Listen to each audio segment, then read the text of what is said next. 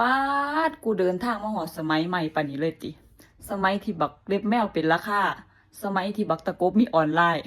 ไทยติ๊กตอกมื้อนี้จนแปลกใจป๊าดมันเป็นปานนี้เลยติโลกแหมสมัยแหมมันเปลี่ยนไปหลายๆปานนี้เลยติมาแต่น้อยๆนั่นนะหูบกินบ่เคยคิดว่าสมัยนี้มันสิเป็นราคาจังซี่แม่บักเล็บแมวหูจักจังซี่กูปลูกบักเล็บแมวขายอยู่บ้านเด้อกูเห็นเขาเจ้าสั่งกิโลขายใส่ถุงนั่นแหม โอ้โหมันหอดสมัยนี้เลยติอันเดียวนี้คนก็สั่งกินแหมบัดผู้หนึงเพิ่นมารีวิวบักตะกบหวานมันจังสันจังสี่โอ้มันเป็นปานนั้นเลยบ่เนาะบัดตะกี้นั่นนะ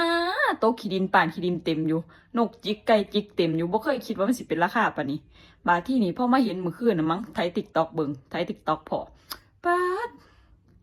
มันเป็นปานนี้มันเป็นคักปานนี้เลยติสมัยเปลี่ยนสมัยแบบเปลี่ยนคักเปลี่ยนแน่น่ะแม่เปลี่ยนแบบจนกูตามนำบ่ทันน่ะแม่แบบโอ้โหมันขนาดนี้เลยบ่สมัยที่แบบบักเล็บแมวมีออนไลน์ขายจังซี่แม่บักตะกบมีขายในออนไลน์จังซี่แม่แบบสั่งไลฟ์สดขายบักเล็บแมวขายบักตะกบสั่งขายจังซี่แม่โอ้เป็นอาชีพได้เลยแม่ขายบักเล็บแมวแม่โอ้กูสิออกจากงานบ่ซะนะไปหาเก็บบักเล็บแมวเก็บบักตะกบขายอยู่บ้านมีผู้ใดสิซื้อนำกูบอกกูสิออกงานไปขายแม่โอ้เป็นปานนี้บ่น่าเชื่อเลย